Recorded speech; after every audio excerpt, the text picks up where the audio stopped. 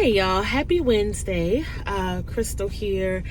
And listen, I'm about to go get some Mo's. I'm on my lunch break and I wanted to first share this video. And again, I mentioned this in a couple other videos that one of my inspirations that drives my topics and drives what I want to talk about or discuss rather is this is my personal experiences. Right? Personal experiences. And I asked myself, if I am experiencing this or if I'm feeling this way, who else may be feeling this way? And so here we go. I usually eat at my desk. I usually have what we call this work and lunch, right? Or lunch and work or whatever you call it. It's when you have your food at your desk and you're still working and eating. So you're combining working and lunch, having your lunch break. Okay. And so I normally do that. The days that I don't do that and I come out the office and go to a restaurant somewhere or maybe eat my lunch outside is when most of the time is when I have a rough day, a long day, a heavy day. Today is one of those heavy days. And it reminded me of my experience with depression. Okay, I enjoy my job. I enjoy what I do. So it's not the job causing me to feel like I am slipping into depression. No, I work in the mental health field. And so when different clients go through things and, just their stories and what they're going through, it reminds me of my own experiences sometimes. My own experiences is why I am pursued this mental health field, because I know personally what it feels like to have depression, anxiety, stress, and just I've never been hospitalized. I should have, but never been hospitalized. And I have experience with depression. And so that's what I want to talk about. I want to talk about my experiences with depression. What it looked like for me when I knew that I was really, really in a dark place, because I've experienced depression several times throughout my life. I remember, and I didn't even know that's what it was. Young. I was young. I don't know. I was young. 10, 11, 12, I don't know, something like that. But I remember just feeling a loss of happiness. It was like it was really hard for me to take joy or be excited about certain things. And I remember as a child that doing certain activities, doing certain things, and then all of a sudden my mood would just drop. And I never quite understood what that was about. Now I know as a child I was experiencing depression. But I just remember, I remember, that I can be engaged in activity and it can genuinely be fun. And then that next second it spirals. And then I'm sad. So I remember that as a child.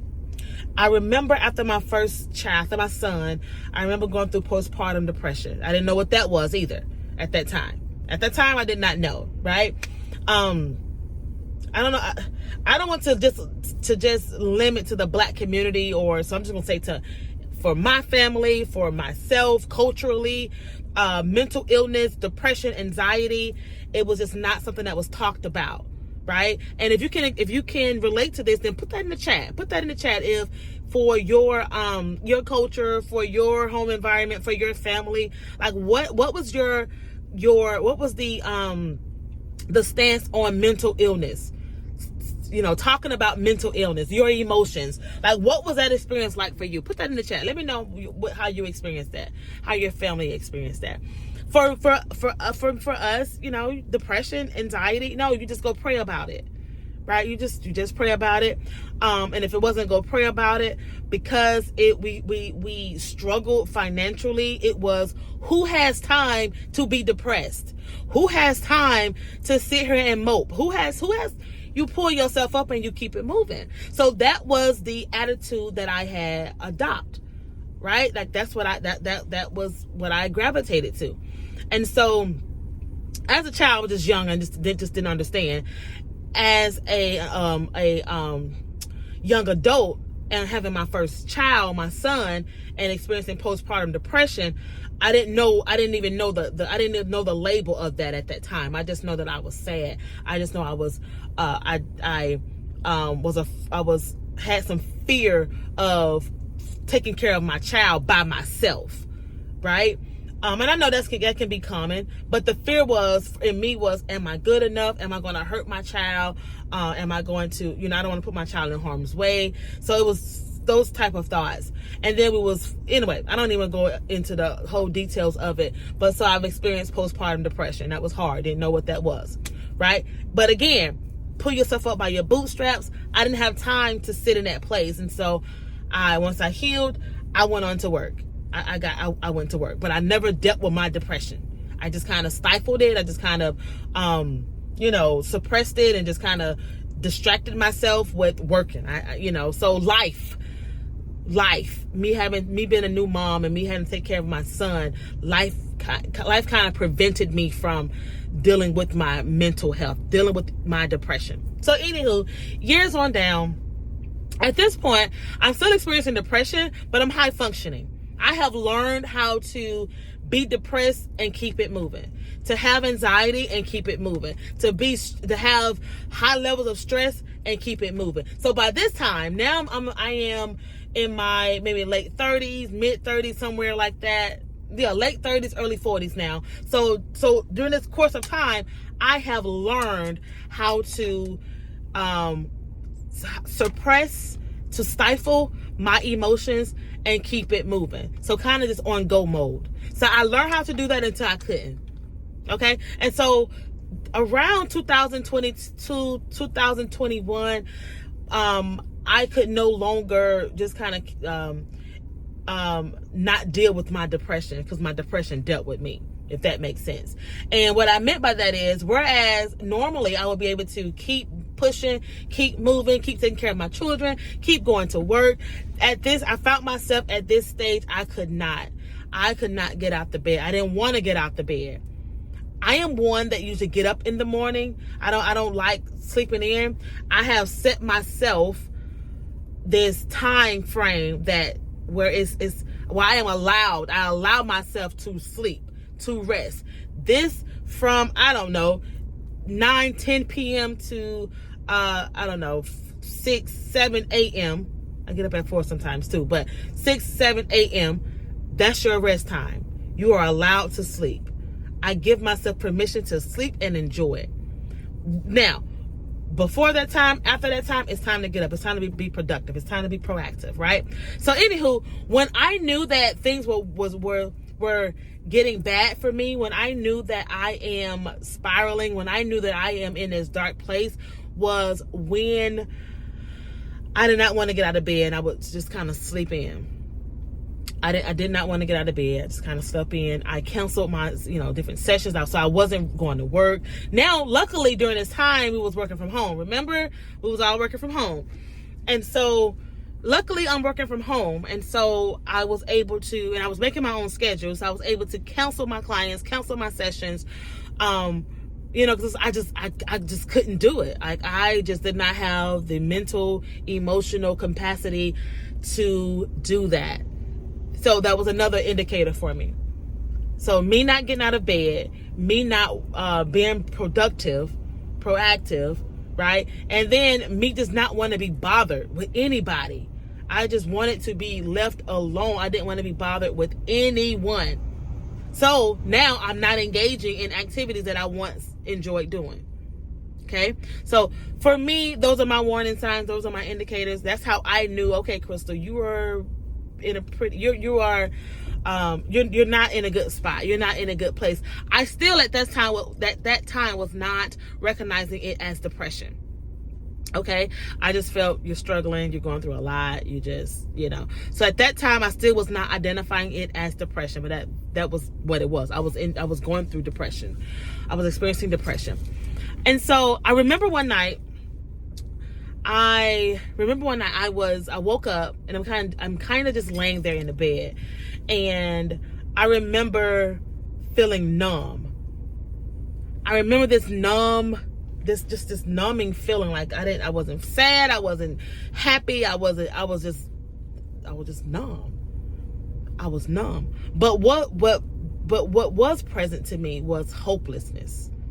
That was still there to the utmost, to the 10th degree. I felt totally hopeless. On top of hopeless, I don't know. I couldn't identify sadness anymore. I already wasn't identifying joy. But now I'm not identifying with sadness either. So it's just, I'm numb. And that numbness feeling took me in this place of total hopelessness. And I remember thinking, I wonder if this is what individuals feel before they commit, the S word. Before they commit that, before they go through with that. I wonder, is this that final stage right before committing that? Okay. And I was just wondering, because I'm like, this feels horrible. It feels like I'm in a black hole. This feels horrible. And then it's the complete and utter hopelessness of there is no point. There is no use. Stop fighting. So I experienced that.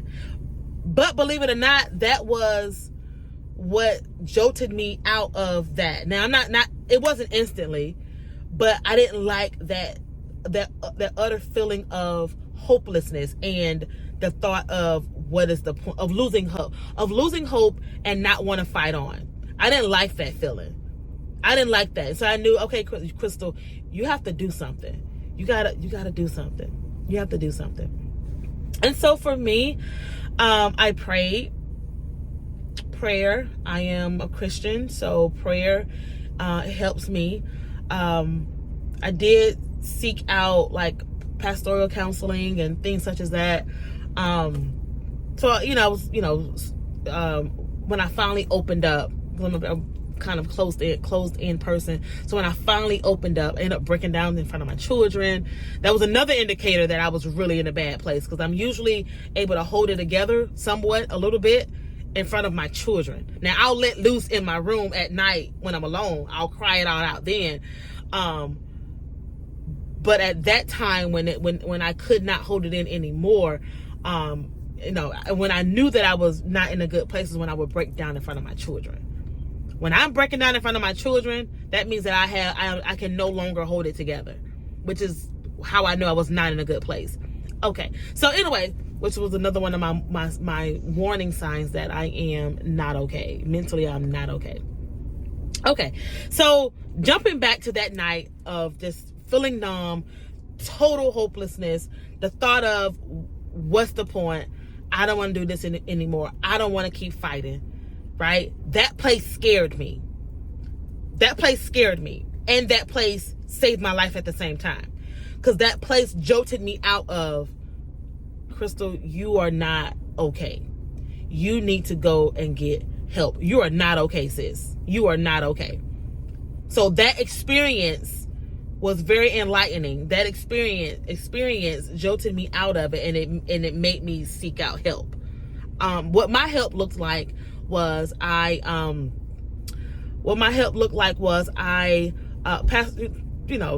counseling, right? So speaking with my pastor, speaking with loved ones that I could trust, people that I can trust, just kind of opening up to them. And so, and I got some therapist friends, so just kind of speaking with them, right? So, but anyway, and then just kind of gradually over time, getting myself back, getting back into my routine. And also too, you all, some things that, that fed my depression was just being unhappy with life, right? Meaning that I felt unfulfilled. The things, working at places that was not fulfilling for me. Not having a social life, not eating properly. Like those things affect, they do affect your psychological, right? And so it is important to make sure that you are pursuing things that you enjoy doing, right? Engaging socially, like being around friends, people that you like being around, people that are healthy for you, right, that are positive for you. Those things are important. And then also spiritual. My spiritual walk is another foundation for me, right? And so begin to find those foundational things that bring you fulfillment, that bring you happiness, right? And I'm not talking about this false sense of happiness. I'm not talking about drugs and alcohol and stuff like that, because that's a false sense of happiness. Okay, I'm talking about like fulfillment that runs deep. That does help. It does. That does matter as it relates to your mental health. Okay, so just wanted to share that with you all. Share my experience of depression, because I have experienced it, and I've been dealing with it for a long time, right? Like for a long time. And just ways on how I manage my depression is, again, pursuing career choices, different choices that brings me enjoyment, that brings fulfilling, that answers my question to my purpose in life. That's important. Knowing, like, so driving towards those things and seeking after those things that answer the question of what is my purpose. Okay, it brings about a fulfilling, which lessens and helps with one manage, depression, despair, disparity, hopelessness. Like it helps with that when you are engaged in fulfilling activities. Okay, social life, engaging in just some social activities, self-care. So I know all this is easier said than done, but I just want to kind of give you some tidbits of some things that helped me when I was in that place of depression. Okay, so that's all I have for us today. Until next time, I will see you all again. Please, subscribe. Subscribe to this channel. That helps me. That helps with just putting my videos out there. So subscribe, share it with someone that you think this can encourage them and help them, someone that's dealing with depression, and put your thoughts in the comments. I would love to hear from you. Okay, all right, so have a good day. Get out the office, eat your lunch outside of the office. This week, no work and lunch. Actually take your break. Actually take your break. And it's nice outside, y'all. I am in the Atlanta area, so it's very nice out here. The weather sometimes can be a little crazy, but today is good. All right, so have a good day, or get as close as having a good day as you most possibly can. All right, until next time, I'll talk to you later. Bye-bye.